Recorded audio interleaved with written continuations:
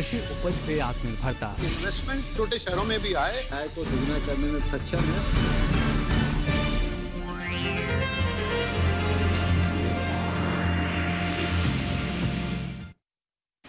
नमस्कार, आप देख रहे हैं दूरदर्शन किसान विचार विमर्श में आपका स्वागत है। मैं हूं अंशु सिंह।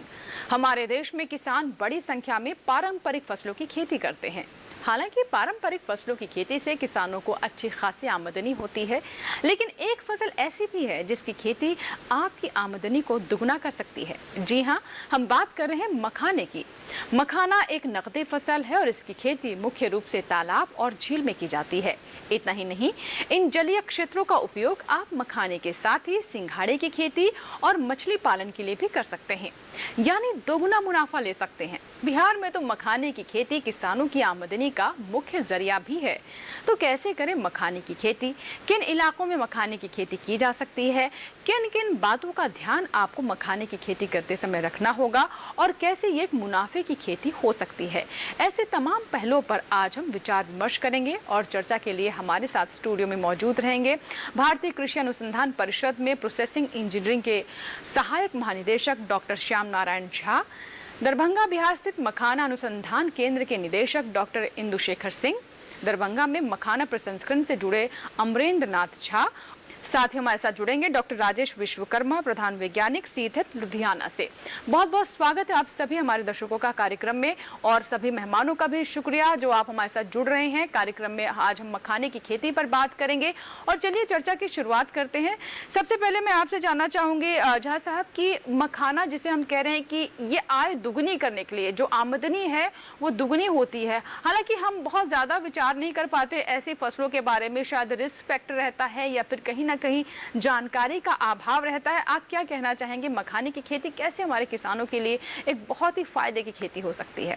तो मखाने की खेती है जो ट्रेडिशनल मेथड से हो रहे हैं, तालाब में हो रहे हैं, जहाँ भी पानी रुकी हुई है, जो डीचेज है, गड्ढे हैं, जहाँ पानी फ्रेश पानी रुका हुआ रहता है वहाँ पर खेती, और ये ट्रेडिशनल ढंग से होती है, कोई भी कर सकता है। लेकिन ज्यादातर 85 से 90% बिहार में होती है।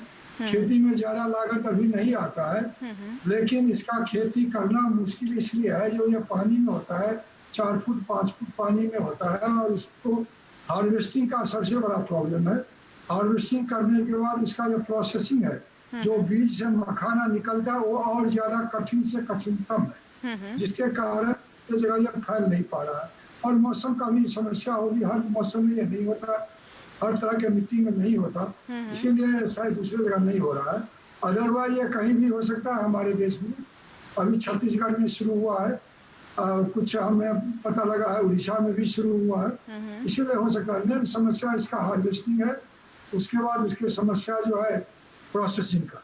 जी जी, तो आपने बताया कि किस तरह की चुनौतियां इसके सामने आती हैं, लेकिन फ़ायदा भी उतना है। और इन चुनौतियों से निपटने के लिए कई तरह के अनुसंधान किए जा रहे हैं, नए ऐसी मशीनें तैयार की जा रही हैं। जैसे कि अभी आपने बताया कि हार्वेस्टिंग एक समस्या रहती है, उसके बाद इसको फोड़ना मुश्किल रहता है, तो वो कैसे आसान किया जाए इसके बारे में भी प्रयास लगातार किए जा रहे हैं।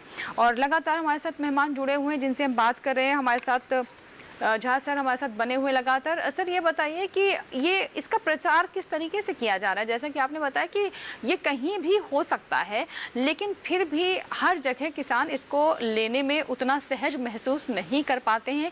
मखाने की खेती जैसा कि आपने खुद बताया कि बिहार से ही 80-90% जो फसल है बिहार में ही होती है और ये लंबे समय से वहाँ पर चली आ रही है।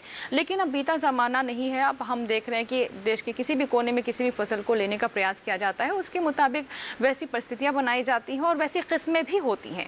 अभी तो 2 किस्में लोगों ने निकाले हैं, किस्में पहले नहीं थी।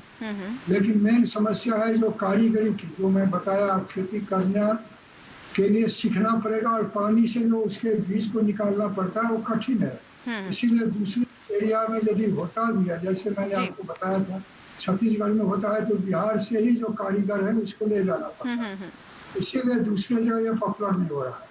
दूसरी बात है इसका मशीन फोड़ने के लिए नहीं था, लावा बनाने के लिए। तो इसके लिए क्या होता था, तो उसके लिए भी कारीगर, एक सेट कारीगर है, कुछ ग्रुप है, तो हर फैमिली में 1-2 लोग हैं मलाह जात के, जो ज्यादातर है वही कर पाते हैं। और वो केवल बिहार में मधुबनी, दरभंगा, पूर्णिया, थोड़ा वो सहरसा इस एरिया में फिर है केवल।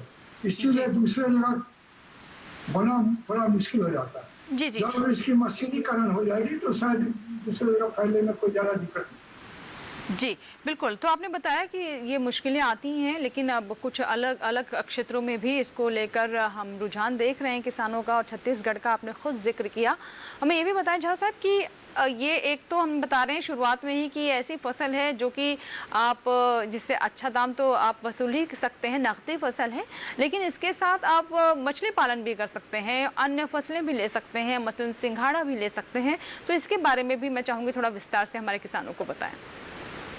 मछली इसके साथ ले सकते हैं, सिंघाड़ा पर अभी नहीं ज़्यादा काम हुआ है। मछली इसके साथ आसानी से ले सकते हैं, अलग अलग टाइप के। हमारा दरभंगा के जो अनुसंधान मखाना अनुसंधान केंद्र है, इस पर बहुत सारे काम किए हैं, और बिहार एग्रीकल्चर यूनिवर्सिटी जो है वो भी इस पर काम कर रहा है।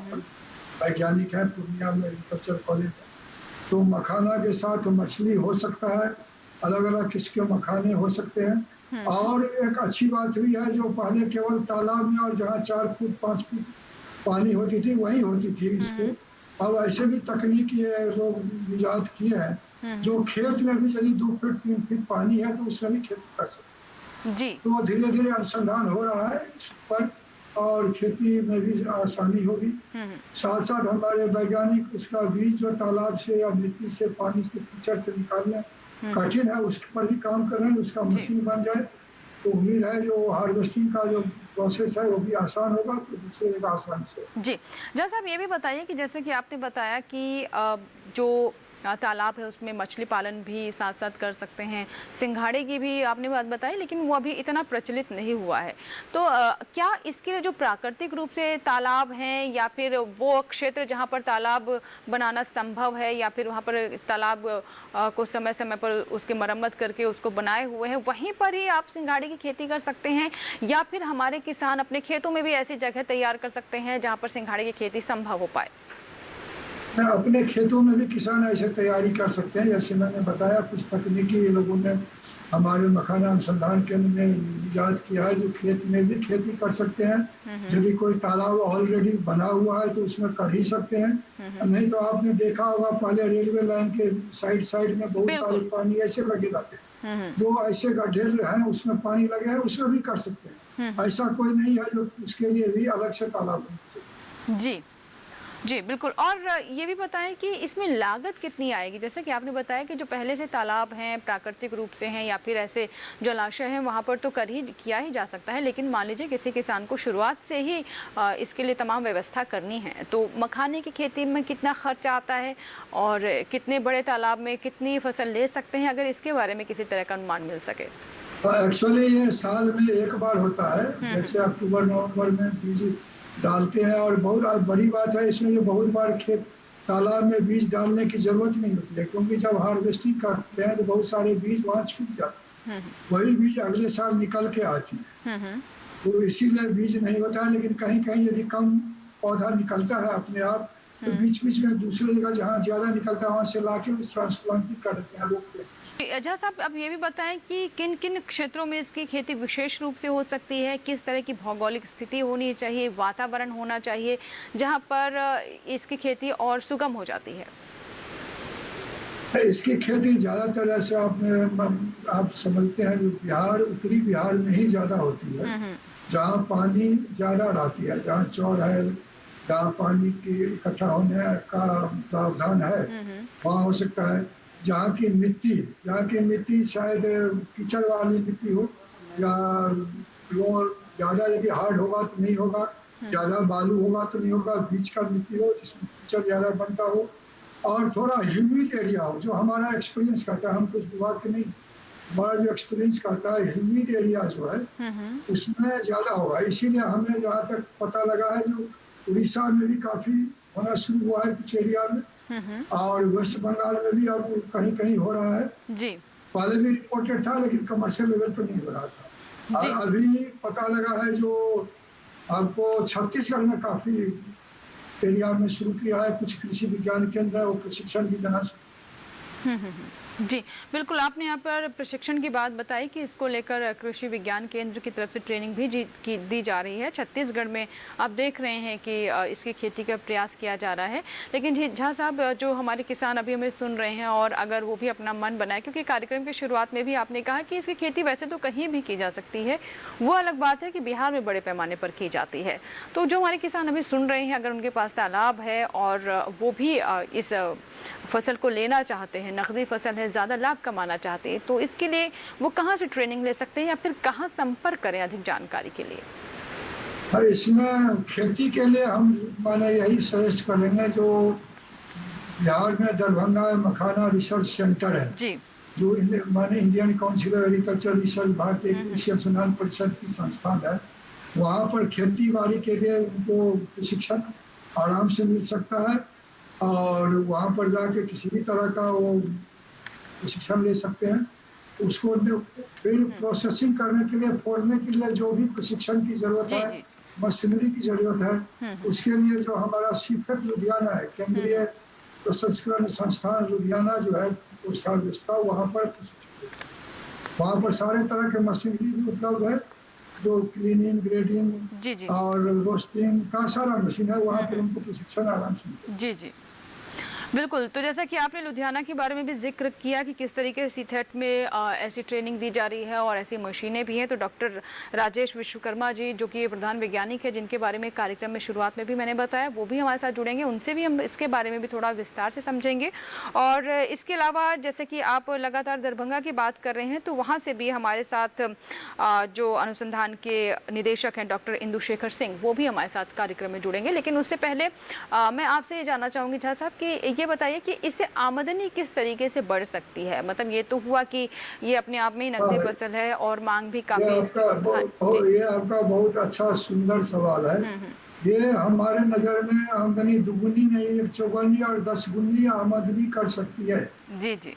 और क्योंकि इसके खेती में यदि एक बार आपके तालाब आपने ले लिया, जो भी रेट में था, उसमें फिर बाद में ज्यादा लागत खेती में नहीं लगेगा।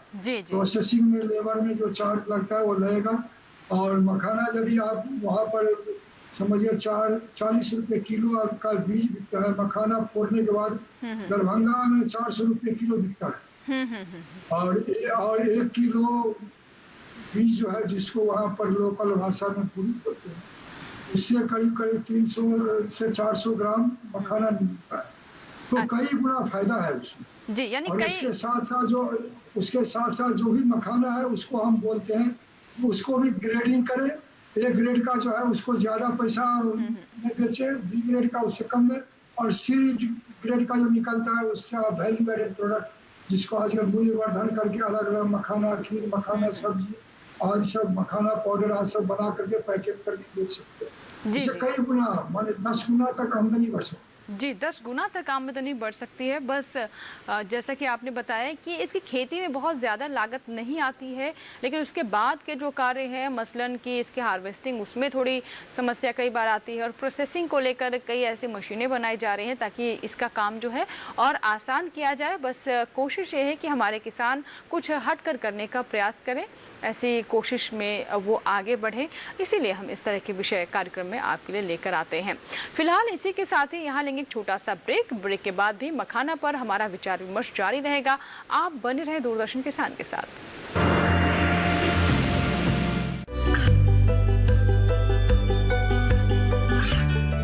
गांवों और पिछड़े क्षेत्रों में सरकारी योजनाओं की जानकारी पहुंचा। देश में कौशल और क्षमता विकास कर ग्रामीणों को सामाजिक बदलाव और विकास से जोड़ने की दूरदर्शन किसान की पहल चौपाल चर्चा देखें सोमवार से शुक्रवार सुबह 9 बजे।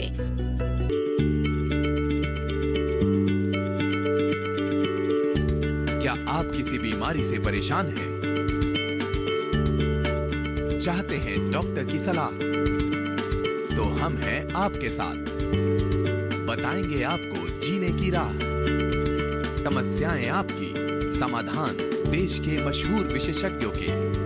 घर बैठे बात करें देश के जाने माने डॉक्टरों से। हमारे लाइव प्रोग्राम स्वस्थ किसान में हर शनिवार शाम 6 बजे से 7 बजे तक ब्रेक के बाद एक बार फिर आपका स्वागत है। आप देख रहे हैं विचार विमर्श। बात करें मखाने की खेती के बारे में कि कैसे हमारे किसानों के लिए ये फायदे की खेती हो सकती है और उनकी आमदनी में बढ़ोतरी हो सकती है। ब्रेक से पहले कार्यक्रम में हमारे साथ मौजूद थे भारतीय कृषि अनुसंधान परिषद में प्रोसेसिंग इंजीनियरिंग के सहायक महानिदेशक डॉक्टर श्याम नारायण झा, और अब हमारे साथ जुड़ेंगे दरभंगा बिहार स्थित मखाना अनुसंधान केंद्र के निदेशक डॉक्टर इंदुशेखर सिंह। चलिए बातचीत को आगे बढ़ाएं और डॉक्टर सिंह से भी हम बात करें, कुछ और इससे जुड़ी हुई बातें आप तक पहुंचाएं। उससे पहले देखते हैं हमारी ये रिपोर्ट।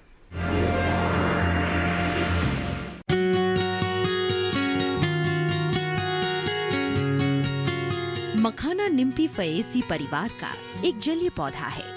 मखाना साल भर रहने वाले स्थिर जल जैसे तालाब, गोखुर झील, कीचड़ और गड्ढे में उपजता है। मखाने को काला हीरा भी कहा जाता है। इसके सही विकास और बढ़वार के लिए 50 से 90% सापेक्षित आर्द्रता और 100 सेंटीमीटर से 250 सेंटीमीटर वार्षिक वर्षा होनी जरूरी है। वैसे तो देश में मखाने की खेती जम्मू कश्मीर, पश्चिम बंगाल, मणिपुर, त्रिपुरा, पूर्वी ओडिशा, राजस्थान और मध्य प्रदेश में होती है, लेकिन बिहार में मखाने की खेती प्रमुख रूप से की जाती है। करीब 80 से 85% मखाने की उपज बिहार में होती है। बिहार में दरभंगा, मधुबनी, सहरसा, अररिया, पूर्णिया और कटिहार मखाने का उत्पादन करने वाले मुख्य जिले हैं। प्रसंस्कृत मखाने के कुल उत्पादन का करीब 88% हिस्सा दरभंगा, मधुबनी, पूर्णिया और कटिहार जिले से आता है। इसकी खेती करीब 13,000 हेक्टेयर भूमि में की जाती है।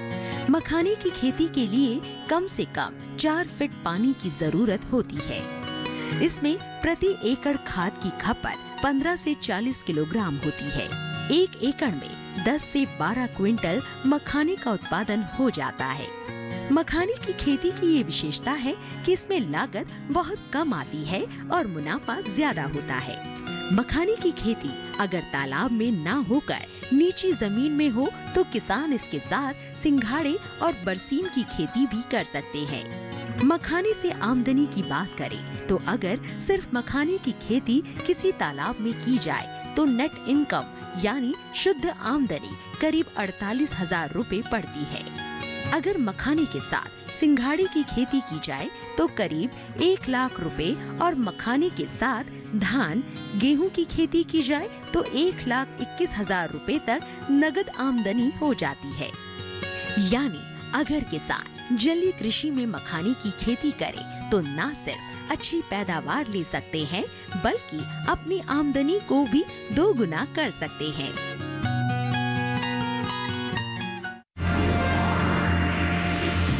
तो अभी आपने रिपोर्ट देखी और हमने आपको ये भी बताया कि कितना बड़ा स्कोप है सिंघाड़े की खेती में। बस ज़रूरत ये है कि किसान थोड़ी हिम्मत करें और इसे अपनाने का प्रयास करें। इसकी चुनौतियों से ना घबराएं बल्कि इसको लेकर जो बाजार में अवसर हैं उनसे उत्साहित हों। हमारे साथ सिंह साहब जुड़ चुके हैं। सिंह साहब, जैसा कि मैंने कहा कि चुनौतियां बहुत सारी हैं, इसी वजह से शायद कहीं ना कहीं किसान के मन में आशंकाएं रहती हैं सिंघाड़े की खेती के बारे में। भले ही खेती में लागत अधिक ना हो लेकिन हार्वेस्टिंग के बाद की जो कड़ियां हैं वो कई बार चुनौतियां बन जाती हैं, तो इसके बारे में क्या बताना चाहेंगे आप? मखाना के लिए उत्तर बिहार का जो 10 जिले हैं वो काफी प्रमुख हैं और काफी पानी के मामले में काफी संपन्न है। यहाँ जो नेचुरल प्राकृतिक तालाब भी बहुत अधिक है, तो उस तालाबों में मखाने की खेती आसानी से होती है। लेकिन जो सुनी जा रही है कि इतने सब कुछ उपलब्धता के बावजूद भी मखाने की खेती में बहुत सी समस्याएं हैं। जी। समस्याएं इसलिए है कि जो तालाब में खेती हो रही है वो बरसों पुरानी खेती हो रही है। जिस तरह से तालाब में खुद ब खुद मखाना के बीज बहुत पहले से बरसों से पड़े हुए थे और वही खेती दोबारा उसी तालाब में की जा रही है, जिसके कारण कि शुरू में तो मखाना का पैदावार बहुत अच्छा था लेकिन बाद में इसकी पैदावार कम होती चली गई क्योंकि जो इसमें वैज्ञानिक सुधार हुए उस खेती को उस तरह से वैज्ञानिक तकनीक को अगर अपनाएंगे नहीं जो किसान, हालांकि जो मखाना अनुसंधान केंद्र बनने के बाद काफी कुछ वैज्ञानिक तकनीकियां बनाई गई जिससे कि मखाना की खेती में अच्छी पैदावार हो सकती है। जी, लेकिन अगला सवाल मेरा जी जी, यही मैं आपसे जानना चाहती हूँ कि जैसा कि आप बता रहे हैं कि जो पुराने तौर पर हो रही थी खेती वही होती आ रही है, अब नई तकनीक आ चुकी है, इसकी प्रोसेसिंग को लेकर तमाम तरह के अनुसंधान किए जा रहे हैं, मशीनें हैं, तो वो हैं क्या, मतलब किस तरह से इसको आसान किया जा सकता है? इस संबंध में मैं कहना चाहूंगा मैम कि इसके लिए प्रोसेसिंग की जो मशीन बनी है, खेती में मुख्यतः 2-3 समस्याएं, बड़ी समस्याएं। पहली तो है कि जो लावा बीज तो किसान पैदा कर ले रहे हैं और जो हम लोग तकनीकी बताएं उससे भी बीज पैदावार अच्छी हो गई है, क्योंकि पहले जो पारंपरिक तालाब था उसमें पैदावार मात्र 12 से 15 क्विंटल प्रति हेक्टेयर था, जो कि वैज्ञानिक तकनीक अपनाने पे आज 25 से लेके 35 क्विंटल प्रति हेक्टेयर पैदावार हो रही है। लेकिन इसके बावजूद बड़ी समस्याएं 2 हैं। पहला तो एक है कि मखाना के बीज जो तालाब से निकालने हैं या खेतों से निकालने हैं उसके लिए कोई मशीन नहीं है, और दूसरा बीज निकाल भी ले और मैनुअली प्रोसेसिंग करना चाहे तो मैनुअली प्रोसेसिंग तो कर रहे थे, लेकिन इसमें ड्रजी बहुत था, स्वास्थ्य संबंधी समस्याएं बहुत ज्यादा थी। इसके लिए हमारे सीफेट में जो लुधियाना में अनुसंधान केंद्र है ICR का, उन्होंने एक मखाना लावा मशीन बनाया। इस मशीन का प्रचार प्रसार अभी बहुत ज्यादा हो रहा है, लेकिन मशीन की थोड़ी सी लागत जो है, बहुत से किसान बोले कि मशीन ठीक कार्य कर रहा है लेकिन लागत थोड़ी ज्यादा है, तो वो थोड़ा कम हो जाएगा तो बहुत से ज्यादा लोग इसको अपनाएंगे। आज काफी लोग आकर्षित हो भी रहे हैं, क्योंकि जो मखाने की लावा बनाने की मशीन जो बनी है, जो लुधियाना के द्वारा तैयार की वहाँ के वैज्ञानिकों द्वारा, और हमारे खुद अभी एडीजी साहब जुड़े हुए हैं डॉक्टर विश्वकर्मा, इन दोनों के काफी परिश्रम के बाद ये मशीन डेवलप हुई है। और सर ने डेवलप किया, इसको लोग काफी पसंद भी कर रहे हैं, क्योंकि इससे जो हेल्थ की समस्याएं वो नहीं होती है और काफी आसानी से मखाना लावा किसान प्राप्त कर सकते हैं। लेकिन कीमत की वजह से और थोड़ी अभी जागरूकता कम हुई, जो हम लोग बढ़ाने का कार्य कर रहे हैं, तो ये लावा का मशीन भी मिलेगा। तो सबसे ज्यादा 2 दिक्कतें थी, एक तो बीज निकालने की मशीन अभी नहीं बनी है, जिसपे कार्य हो रहा है लेकिन अभी सफलता नहीं मिली है, लेकिन लावा बनाने की मशीन बन गई है, अब लोग उसे नजदीक से देख रहे हैं और हमें आशा है कि कुछ ही बहुत कम दिनों में काफी किसान इसे खरीदने के लिए तैयार है। मुझसे नंबर मांग के लिए है सभी लोग, किसान सब जितने भी एंटरप्रेन्योर्स हैं वो भी चाहते हैं कि मैं मशीन को परचेज करूं और खुद ही लावा प्रोसेसिंग करूं। जी बिल्कुल, तो जैसा कि आपने बताया कि मखाना लावा बनाना एक चुनौती रहता है, जिसको लेकर तो मशीन बन गई है, बस थोड़े इसके प्रचार प्रसार की ज़रूरत है और हम इसका माध्यम भी बन रहे हैं। जैसे कि हमारे साथ सिंह साहब जुड़े हुए हैं, उनका भी कहना है कि किसानों में काफ़ी रुझान भी है इस मशीन को लेकर, लेकिन हर किसान तक इसकी जानकारी नहीं पहुँच पा रही है। तो यही मकसद भी है कि जिस तरह के कार्य इस क्षेत्र में किए जा रहे हैं मखाने की खेती को और लोकप्रिय बनाने के लिए, उससे संबंधित जानकारियाँ सही समय पर हमारे किसानों तक पहुँच सके ताकि वो अपना सके।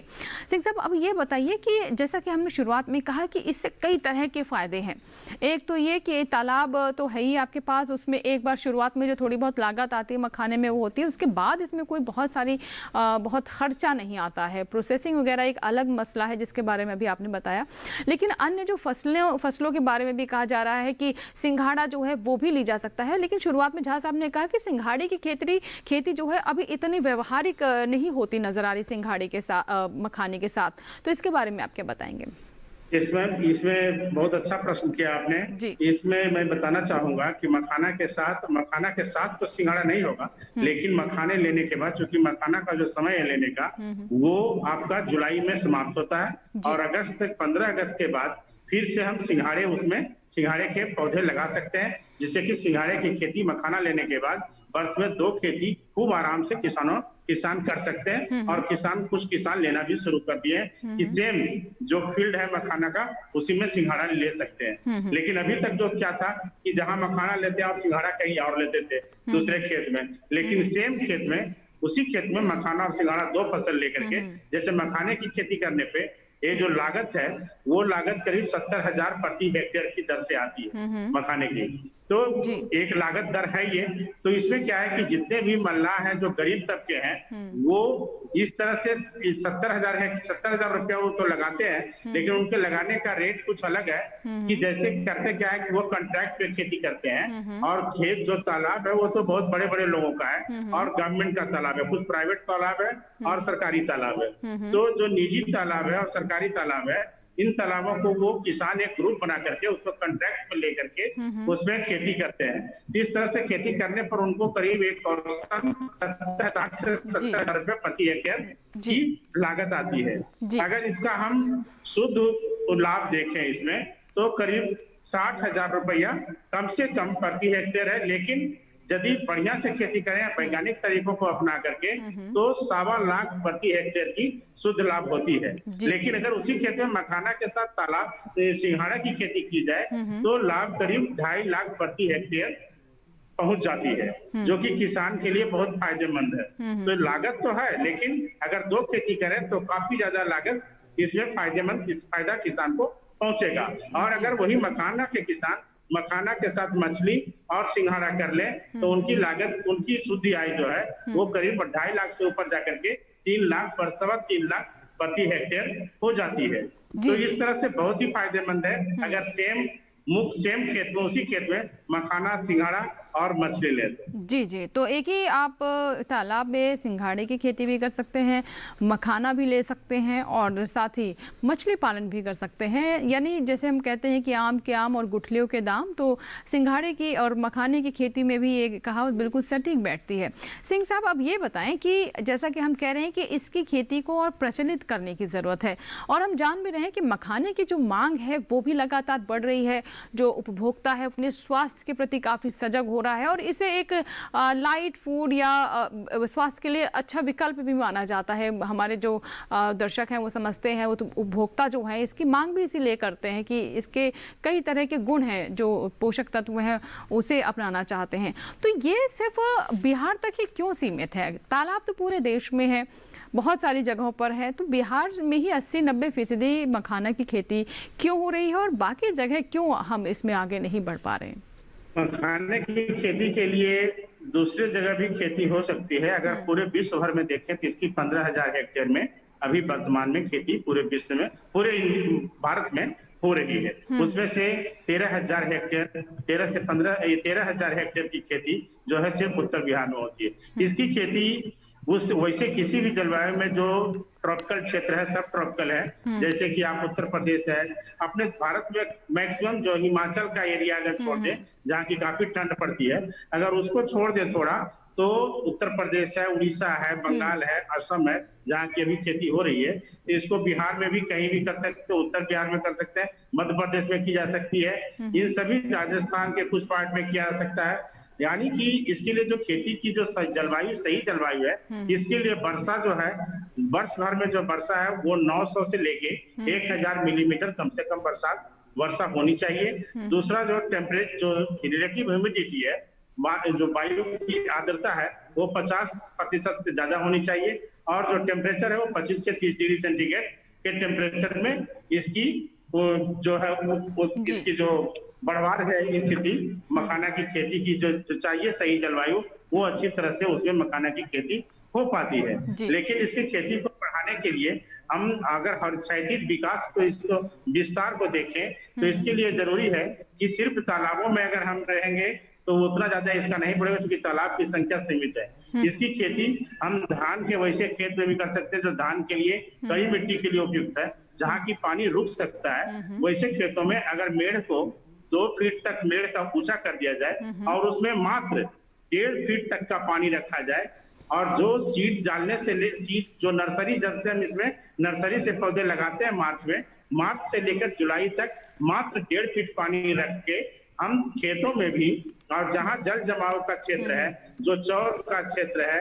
जहाँ की जमा पानी वर्ष भर काफी दिनों तक जमा रहता है, उसमें तो बहुत ज्यादा पानी की जरूरत नहीं है मखाना की खेती के लिए। जी बिल्कुल, तो ये कुछ बातें हैं जो कि मखाने की खेती से जुड़ी हुई हैं, और दूसरे क्षेत्रों में जो किसान इसे अपनाना चाहते हैं, भले ही तालाब ना हो, प्राकृतिक तालाब ना हो, उसके बावजूद भी आप इसकी खेती कर सकते हैं, और उसके क्या क्या तरीके हैं उसके बारे में भी अभी हमें सिंह साहब ने बताया। और जैसा कि हम बता रहे हैं खेती के बारे में और इससे जुड़े किसानों के बारे में, तो हमारे साथ एक और मेहमान जुड़ रहे हैं जो कि दरभंगा में मखाना प्रसंस्करण से जुड़े हुए हैं, श्री अमरेंद्र नाथ झा। उनसे हम बात बात कर लेते हैं।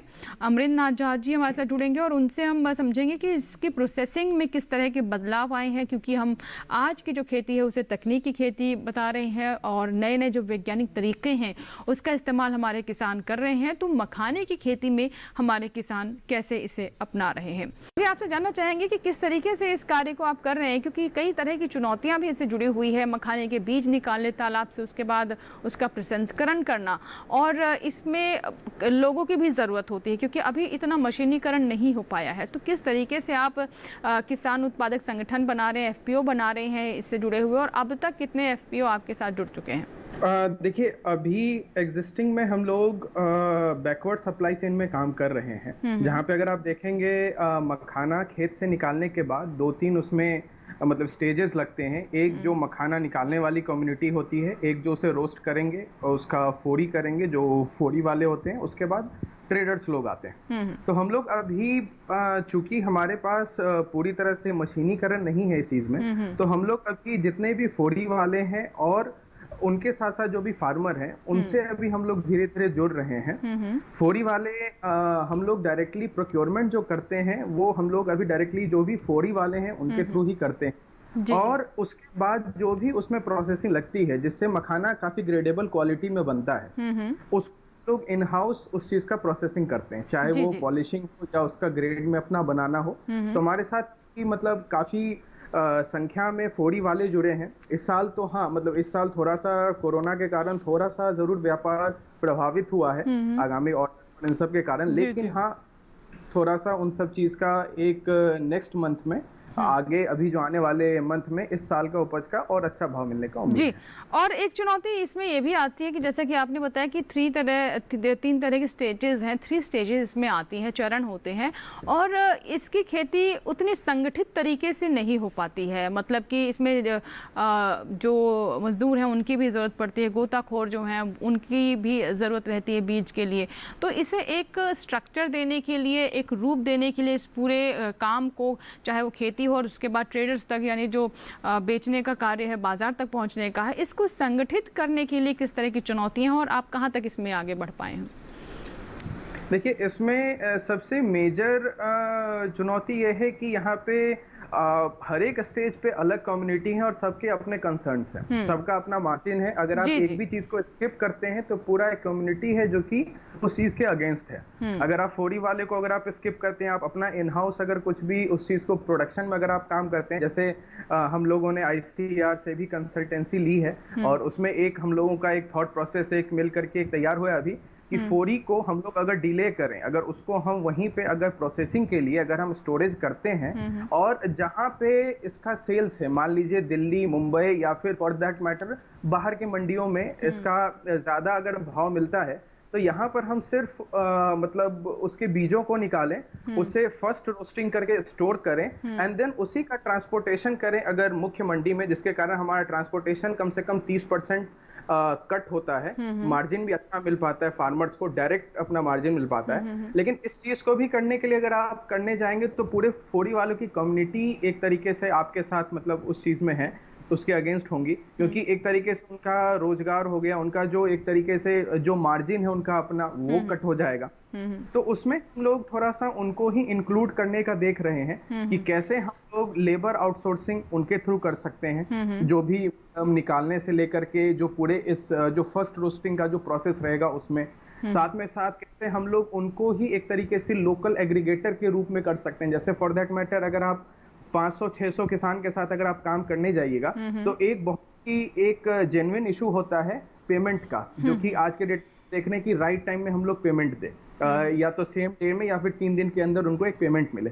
तो हम लोग उस चीज में देख रहे हैं कि वो जो जितने भी फोड़ी वाले हैं या अगले स्टेप वाले जितने भी सप्लाई चेन में हैं, उनको हम लोग इस तरीके से लोकल एग्रीगेटर या वहां पर एक छोटे से गांव में या छोटे से कम्युनिटी में एक माइक्रो एंटरप्रेन्योर के रूप में उनको एक तरीके से बल दे रहे हैं। जी बिल्कुल, जी जी, और साथ उनके थ्रू करके और उनको भी सप्लाई चेन में ला रहे हैं, और साथ में साथ जो एग्जिस्टिंग जो है मार्जिन उसको भी कट करने के लिए नई नई तकनीकें कर रहे हैं। जैसे मैंने आपको एक चीज बताया कि जो मैंने ट्रांसपोर्टेशन कॉस्ट वाली जो मैंने आपको बात करी, जो कि मुख्य हिस्सा हो जाता है, अराउंड 20% से ऊपर से ट्रांसपोर्टेशन में लगता है, क्योंकि काफी कम घनत्व वाली जी वॉल्यूम कम हो जाता है उसका। जी आपने जैसे बताया कि ऐसे प्रयास किए जा रहे हैं जो इससे जुड़े हुए जो लोग हैं, जो कामगार हैं, उनका रोजगार भी ना छिने और इसे और आसान भी बनाया जाए, जोखिम जो जुड़ा हुआ है उसे भी कम किया जाए। तो आप ये बताइए कि प्रैक्टिकली व्यवहारिक तौर पर जब आप लोग देखते हैं, क्योंकि आप बहुत इससे करीब से जुड़े हुए हैं, तालाब से बीज निकालना, उसके बाद उसको फोड़ना, रोस्ट करना, बहुत तरह के इसमें तीन चार तरह के चरण आपने बताए हैं।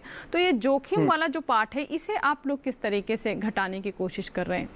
मशीनीकरण भले अभी नहीं, मतलब उस तरह से अभी हर किसान तक नहीं पहुंच पाया है इस कार्य से जुड़े हुए जो किसान। उस स्टेज पे अभी थोड़ा उतने बड़े लेवल पे इंटरवेंशन अभी नहीं हुआ है।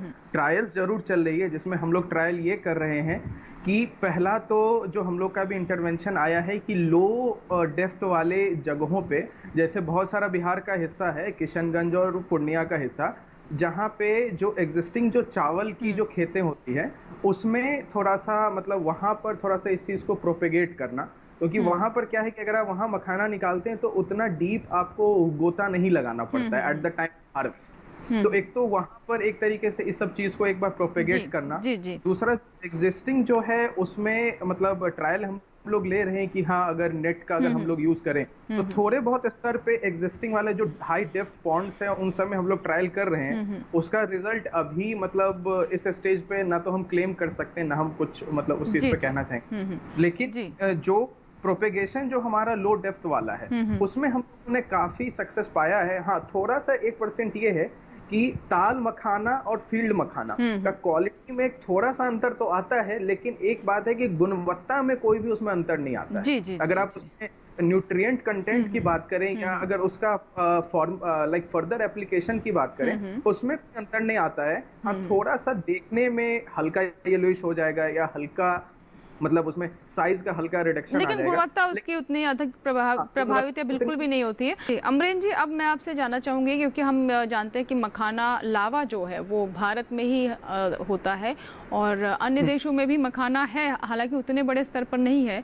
लेकिन हम अगर इसे अपनी एक अच्छी बात समझें या फिर एक तरीके से अपनी काबिलियत इस क्षेत्र में समझे कि हमारी अधिक है, तो इसको देखते हुए क्या नज़र आता है कि अंतर्राष्ट्रीय बाजार में हम इसका किस तरह से लाभ ले पा रहे हैं मखाना के क्षेत्र में?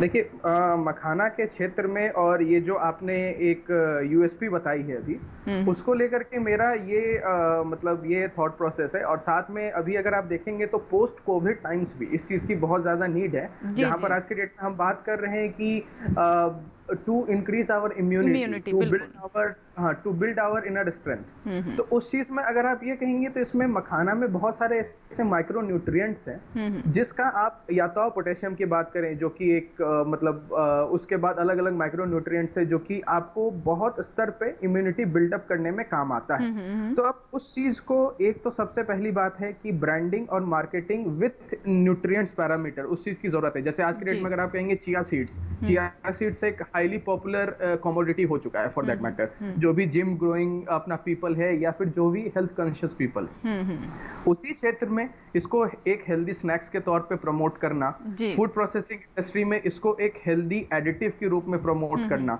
और साथ में साथ मतलब एज अ होल मखाना भी अगर आप इसको मतलब प्रमोट करते हैं, इसके साथ जो सिर्फ एक कॉस्ट वाला जो एक पैरामीटर है कि हाई कॉस्ट बहुत जगह है कि मतलब अगर आप एक्सपोर्ट करते हैं तो वही चीज कमोडिटी 2000 रुपए की भी हो जाती है लेकिन उसको हम लोग एक मतलब कॉस्ट रिडक्शन के रूप में काम कर सकते हैं, जो मैंने आपको स्टार्टिंग में बताए हैं, ताकि मास लेवल पे उसका एक्सेप्टेंस हो सके और जनरल जो हेल्थ कॉन्शियस पीपल है, क्योंकि ऐसा नहीं है कि सिर्फ टॉप पे या टॉप टिकट वाले लोग हैं वही हेल्थ कॉन्शियस, मिडिल वाले भी बहुत ज्यादा हेल्थ कॉन्शियस है, तो सबके लिए एक्सेप्टेबल होगा वो चीज और high sales volume and more the better price. बिल्कुल अमरेंद्र जी, फार्मर के लिए भी एक जी बहुत बहुत शुक्रिया। और जैसा कि आपने बताया कि अंतर्राष्ट्रीय बाजार में हमारे पास बहुत बड़ा अवसर है मखाना को लेकर, और अब हर व्यक्ति अपने प्रतिरोधक क्षमता की बात कर रहा है, हर कोई अपनी इम्यूनिटी को बढ़ाना चाहता है, और ये एक हेल्दी स्नैक के तौर पर भी देखा जाता है,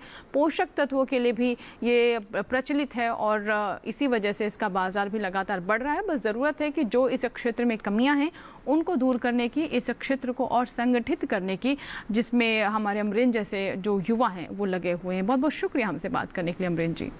धन्यवाद। और इसी के साथ ही विचार विमर्श में वक्त हो गया एक छोटे से ब्रेक का। ब्रेक के बाद भी चर्चा जारी रहेगी। आप देखते रहें हमारी खास पेशकश मखाने की खेती पर विचार विमर्श।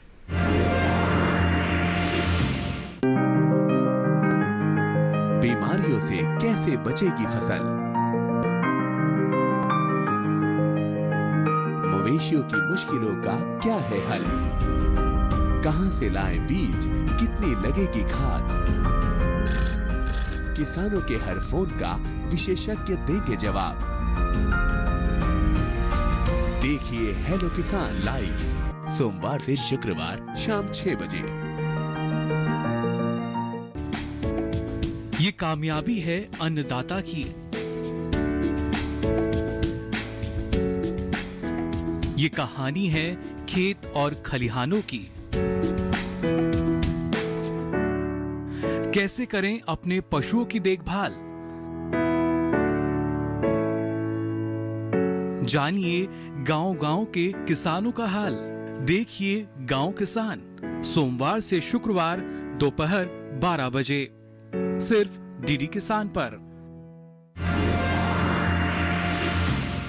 ब्रेक के बाद एक बार फिर आपका स्वागत है। आप देख रहे हैं विचार विमर्श। बात करें मखाने की खेती के बारे में कि कैसे हमारे किसानों के लिए ये फायदे की खेती हो सकती है और उनकी आमदनी में बढ़ोतरी हो सकती है। ब्रेक से पहले हमारे साथ कई मेहमान जुड़े थे और अब हमारे साथ जुड़ रहे हैं डॉक्टर राजेश विश्वकर्मा, प्रधान वैज्ञानिक सीथेट लुधियाना से।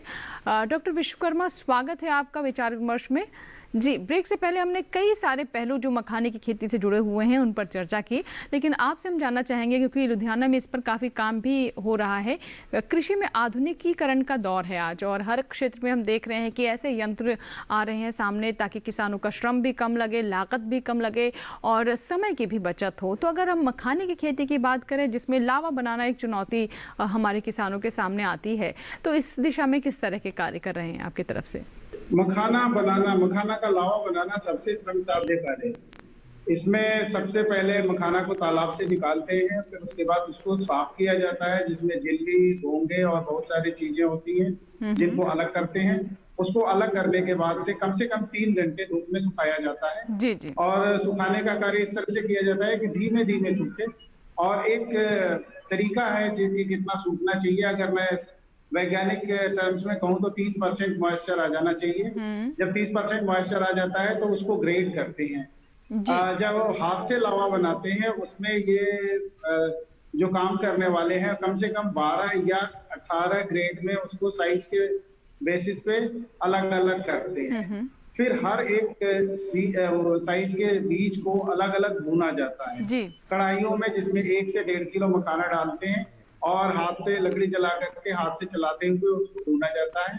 भूनने के बाद से फिर उसको एक टोकरी में रख दिया जाता है और उस टोकरी को जूट के उस बोरी से ढक देते हैं। फिर 48 घंटे तक कम से कम रखा जाता है।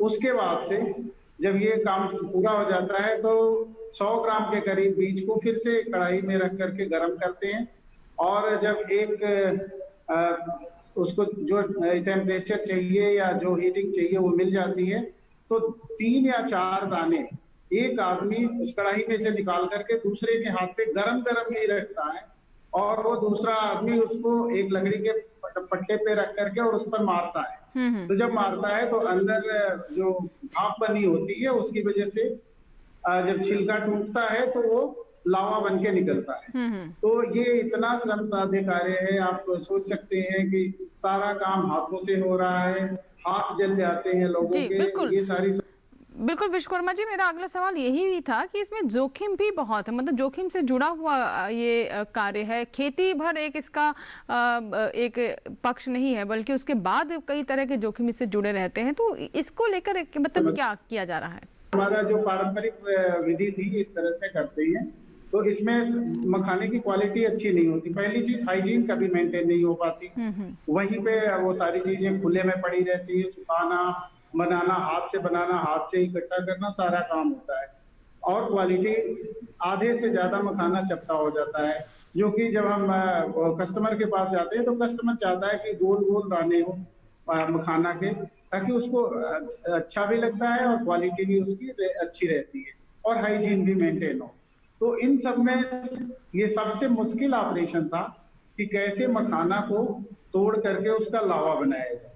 तो हमने जो मशीन हम लोगों ने डेवलप की, उसमें उसका एक हीटिंग सिस्टम है, उसको गर्म किया जाता है, और पूरी बिजली से चलने वाली मशीन है और टोटली इलेक्ट्रॉनिकली कंट्रोल्ड मशीन है। केवल सारा काम बटन से होता है या नाप घुमा करके होता है। कहीं पे हमें न तो आग के पास आने की जरूरत होती है न कुछ होता है। तो उसमें जब आप डालते हैं ये मखाना बीज को, भुने हुए मखाना बीज को, तो वो गर्म करता है। गर्म करने के बाद जब उसमें से निकलता है तो पूरा गोल लावा और बढ़िया क्वालिटी का लावा बन के निकलता है। तो ये सबसे मुश्किल काम था जो हमने सबसे पहले लिया था। उसके बाद से जो दूसरा मुश्किल काम है वो है कि उसको रोस्ट कैसे करें। पहली बात जब ग्रेड कर लेते हैं तो रोस्टिंग कैसे करें।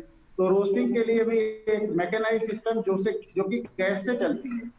तो जो सारा काम लकड़ी से करते थे, जहाँ पे धुआं और लेडीज और बच्चे इस काम को ज्यादा करते थे, तो वो एक ऑपरेशन जिसमें ये स्वास्थ्य समस्याएं और ढेर सारी समस्याएं हमारी ये लेडीज को आती थी, वो इस एलपीजी गैस से चलने वाली मशीन से बिल्कुल ही समाप्त हो जाती है। साथ में जो 2 आदमी मिलके जो काम करते हैं 1 घंटे में, ये मशीन उन 2 आदमियों का काम ये 1 दिन में जो वो करते हैं वो 1 घंटे में कर देती है। यानी कि हम 60 किलो से 70 किलो मखाना एक आदमी 1 घंटे में भून सकता है, जबकि 2 आदमी मिलकर के पूरे दिन में 60 किलो मखाना भून पाते हैं। तो ये दूसरा ऑपरेशन हमने कंप्लीट कर दिया है। ग्रेडिंग की मशीन, ये हमारे भारत में कई सारी, कम से कम 150-200 कंपनियां होंगी जो कि किसी भी तरह के सीड का या बीज का ग्रेडिंग की मशीन बनाती है। तो ये मशीन हमें मतलब मार्केट में अवेलेबल है, तो जब चाहे वो ले सकते हैं।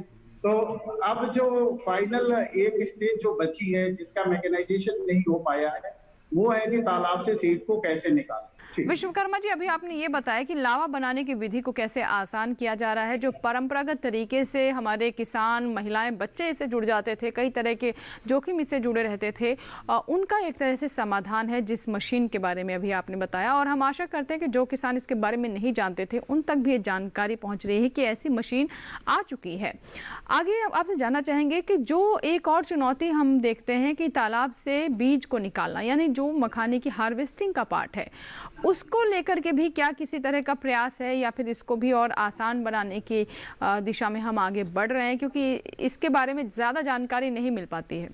असल में ये जो लोग तालाब से बीज निकालते हैं, ये एक तरह से बहुत ही दूसरी तरह का मुश्किल काम है। हालांकि वो लोग उसके आदी हैं उस तरह के काम करने के, फिर भी जो इस समय रेट चल रहा है, जब पहली बार ये करीब 3 बार में निकाला जाता है बीज। जब पहली बार जाते हैं तो तकरीबन 22 से 24 रुपया 1 किलो बीज निकालने का लेते हैं। जब दूसरी बार जाते हैं तो 35 से 36 रुपए लेते हैं 1 किलो सीड निकालने का। जब तीसरी बार उसी तालाब में घुसते हैं तो वो 50 से 52 रुपए सीड को निकालने का लेते हैं। और ये एक सबसे बड़ा कास्ट है जो कि किसान को आता है। अगर ये लागत कम होती है तो किसान की उत्पादन लागत भी कम होगी और उसका हमेशा ही जो प्रॉफिट होगा वो बढ़ेगा। अब इस डायरेक्शन में शुरुआत हमारी 2012 में एक ये central institute of agriculture engineering Bhopal ने शुरू किया था। उस समय उन्होंने थोड़ा सा प्रयास ये किया था कि किसानों को ऑक्सीजन सिलेंडर के साथ एक डाइविंग सूट दिया था, जिससे कि वो पानी के अंदर उतर के काफी देर तक काम करके और एक ही बार में ज्यादा से ज्यादा सीड कलेक्ट करके वापस बाहर निकल सकते हैं। लेकिन हम ये कहें कि ये प्रैक्टिकली वो बहुत ज्यादा अप्लाई नहीं हो सकता था, क्योंकि तालाब छोटे थे, कहीं पानी कम गहरा रहता था, कहीं ज्यादा गहरा होता था। तो डाइविंग सूट ज्यादा गहरे पानी के लिए तो ठीक है, लेकिन जहाँ 3 फुट पानी है वहां पे वो काम नहीं कर सकता। तो ये समस्याएं थी। इस डायरेक्शन में सीफेट ने फिर अपना कदम लिया है और एक छोटा सा मॉडल बनाया है, जिसमें कि हमारी कोशिश ये है कि एक ही बार में सारा का सारा सीड जितना निकल सकता है वो सारा का सारा निकाल लें और लागत 10 रुपए प्रति किलो से ज्यादा ना हो। जी, तो ये कैसे हो पाएगा? हमारा कार्य चल रहा है और हमें करीब 1 वर्ष लगेंगे, 1 से 1.5 वर्ष, और हम एक सस्ती और सुलभ मशीन किसानों को उपलब्ध कराने में सफल हैं। जी विश्वकर्मा जी, आपसे ये समझना चाहेंगे, जैसा कि आप बता रहे हैं कि जो सीड निकालने की लागत है वो घटे, तो क्या इस दिशा में किसी तरह की मशीन बनाई जा रही है या फिर जो गोता लगाकर बीज निकाले जाते हैं उसी को ही उसमें कुछ ऐसी व्यवस्थाएं की जाएं कि एक बार में जा करके वो सभी सीड निकाले जा सके?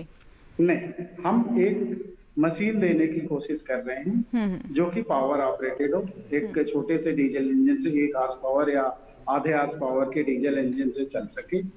ये बिल्कुल ब्रश कटर एक आता है जो कि आजकल धान काटने के भी काम में इस्तेमाल हो रहा है, उस तरह की मशीन हम देना चाहते हैं जो कि एक आदमी पकड़ के एक छोटे से फ्लोट पे बैठ करके वो चलता जाए आगे और नीचे से चीज कलेक्ट करता हुआ और आकर के उसके पास इकट्ठा हो। यानी इसमें गोता लगाने की भी जरूरत नहीं होगी?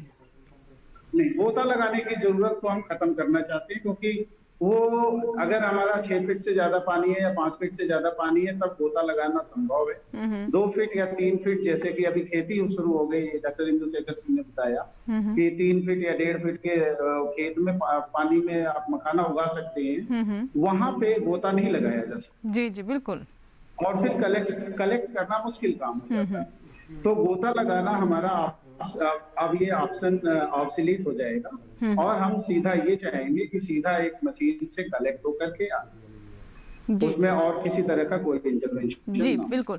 तो मुझे लगता है कि जब ये मशीन भी आ जाएगी, आपने लावा बनाने की मशीन के बारे में तो बताया ही है, लेकिन ये जो सीड, जो बीज हैं, जो तैयार एक तरीके से कहते हैं कि फल होते हैं इसके मखाना के, वो अंदर होते हैं पानी के, उन्हें निकालना एक बहुत बड़ी चुनौती होती है जिसके लिए गोता लगाना पड़ता है और एक बार सांस रोककर ही जितने बीज एकत्रित कर पाते हैं वही हो पाता है, जिसमें कई तरह की आशंकाएं भी जुड़ी रहती है, समय भी ज़्यादा लगता है, लागत भी किसानों की अधिक लग जाती है। तो शायद ये एक जो चुनौती है वो भी आने वाले समय में पुरानी बात हो जाएगी और इसे और आसान किया जा सकेगा, कम समय लगेगी, कम लागत लगेगी और किसानों को ऐसे में लाभ भी ज़्यादा होगा और किसान अब इस फिर आने वाले समय में हो सकता है इसे एक प्रमुख फसल की तरह भी ले।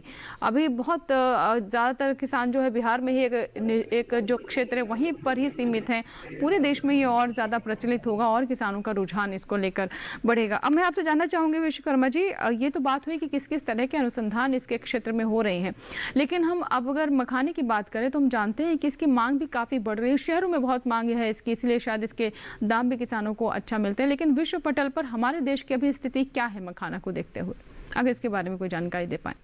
अगर हम प्रोडक्शन के बारे में बात करें तो मखाना दुनिया में भारत नंबर 1 पे और पॉप्ड मखाना, ये जो मखाना लावा है दुनिया में केवल भारत ही बनाता है और कोई देश नहीं बनाता। चीन में भी मखाना होता है, जापान में भी होता है, लेकिन वो लोग लावा नहीं बनाते, वो लोग कच्चे सीड का पाउडर लेकर के उसको इस्तेमाल करते हैं और उसका एक बड़ा स्पेसिफिक पर्पज है। जो बढ़ते हुए बच्चे होते हैं, जैसे 3 साल से 10 साल की उम्र के बीच के बच्चे, उनको सबसे ज्यादा जरूरत होती है हिस्टिडीन नाम के अमीनो एसिड की, और ये कच्चे मखाना के बीज में या पाउडर में सबसे ज्यादा पाया जाता है। इसलिए वहां पे रिकमेंडेड है कि जो भी वीनिंग फूड जैसे सेरेलाक या बॉर्नवीटा टाइप के जो फूड है उसमें 10% मखाना का पाउडर मिक्स किया ही दिया है। तो ये एक पहला एस्पेक्ट है। दूसरा एस्पेक्ट है फ्लेवर्ड मखाना, स्पेशली जो वेस्टर्न वर्ल्ड है या हम कह सकते हैं डेवलप्ड कंट्रीज हैं, उनको फ्लेवर्ड मखाना के रूप में इंपोर्ट कर रही है इंडिया से, और फ्लेवर्ड में उनको काली मिर्च का और लाल मिर्च का फ्लेवर चाहिए होता है। तो ये दोनों मिक्स करने की तकनीक, मशीनें, हर कुछ इंडिया के बहुत सारी कंपनियां, हमारे देश की बहुत सारी कंपनियां बनाती हैं, सस्ती हैं और आसानी से कहीं भी लगाई जा सकती हैं। केवल अगर हम उसको उस मार्केट को या जो दुनिया में मखाना की न्यूट्रिशनल वैल्यू की वजह से जो इसकी डिमांड बढ़ रही है फ्लेवर्ड मखाना के रूप में या किसी और स्नैक के फॉर्म में, उसको अगर हार्वेस्ट किया जाए तो एक बेहतर फायदा साबित हो सकता है किसी के लिए, उद्यमी के लिए भी, किसान के लिए। बिल्कुल विश्वकर्मा जी, जैसा कि आप बता रहे हैं कि मखाना का जो लावा है उसमें वो सिर्फ हमारे देश में ही है और एक तरीके से कह सकते हैं कि एक अधिकार है हमारा। अगर इसे हम और बेहतर तरीके से आगे बढ़ाएं और किसानों को और मदद दें, नई नई जो तकनीकें हैं उनका इस्तेमाल करें तो और शायद हम इसमें लाभ भी कमा सकते हैं, हमारे देश में किसानों की और बेहतरी हो सकती है। विश्वकर्मा जी, मैं आपसे अब ये जानना चाहती हूँ कि जो लावा है इसकी स्टोरेज को लेकर के भी बहुत सावधानी बरतने की ज़रूरत होती है, क्योंकि कई बार नमी आ जाती है और फिर वो जो लावा है वो उतना बेहतर नहीं रह पाता, गुणवत्ता उसकी प्रभावित हो जाती है। तो इसके बारे में हमारे किसानों को क्या सलाह देंगे? मखाना, लावा या कोई भी हम ये कहें ड्राई फ्रूट, उसके लिए सबसे जरूरी है कि उसको वाटर वेपर बैरियर वाली प्रॉपर्टी के फिल्म में पैक किया। और सिंपल ये है कि लो डेंसिटी पॉलीएथिलीन या पॉलीथीन की जो 75 mm या 50 माइक्रोमीटर से ऊपर की शीट होती है, जी जी, अगर उसमें हम सील करके रखते हैं तो कोई समस्या नहीं आएगी, ना तो उसमें कीड़े की समस्या आएगी, नहीं तो उसमें नमी आने की समस्या आएगी। और ये 1 साल तक आराम से रखा जा सकता है बिना किसी। जी जी, तो ये कुछ सावधानियां हैं जो कि इसके भंडारण से जुड़ी हुई हैं, जो स्टोरेज है उसमें कैसे हमारे किसान ध्यान रखें ताकि मॉइस्चर यानी नमी ना आए, कीड़े ना लगे। बहुत बहुत शुक्रिया विश्वकर्मा जी हमसे जुड़ने के लिए और इतनी महत्वपूर्ण जानकारी मखाने की खेती और इसके प्रसंस्करण से जुड़ी हुई हमारे दर्शकों तक पहुँचाने के लिए धन्यवाद जी। तो ये था हमारा आज का विचार विमर्श, जिसमें मखाने की खेती के बारे में हमने आपको जानकारी दी, इसकी चुनौतियां कौन कौन सी है, इसके सकारात्मक पक्ष क्या हैं, कैसे हमारे किसान अधिक आय ले सकते हैं और धीरे धीरे देश के अलग अलग हिस्सों में भी कैसे ये प्रचलित हो रहा है, क्योंकि नई नई तकनीक आ रही हैं, नए तरीके आ रहे हैं इसकी खेती से जुड़े हुए। उम्मीद करते हैं कि आज के कार्यक्रम में जो जानकारी हमने अपने किसानों तक पहुँचाई है ज़रूर उसका वो लाभ उठाएंगे। इसी के साथ ही फिलहाल दीजिए इजाज़त। सभी मेहमानों का भी बहुत बहुत धन्यवाद जो कि कार्यक्रम में हमारे साथ जुड़े रहें। विचार विमर्श के नए अंक में नए विषय के साथ, नए मेहमानों के पैनल के साथ फिर होगी आपसे मुलाकात, लेकिन आप बने रहें दूरदर्शन किसान के साथ। नमस्कार।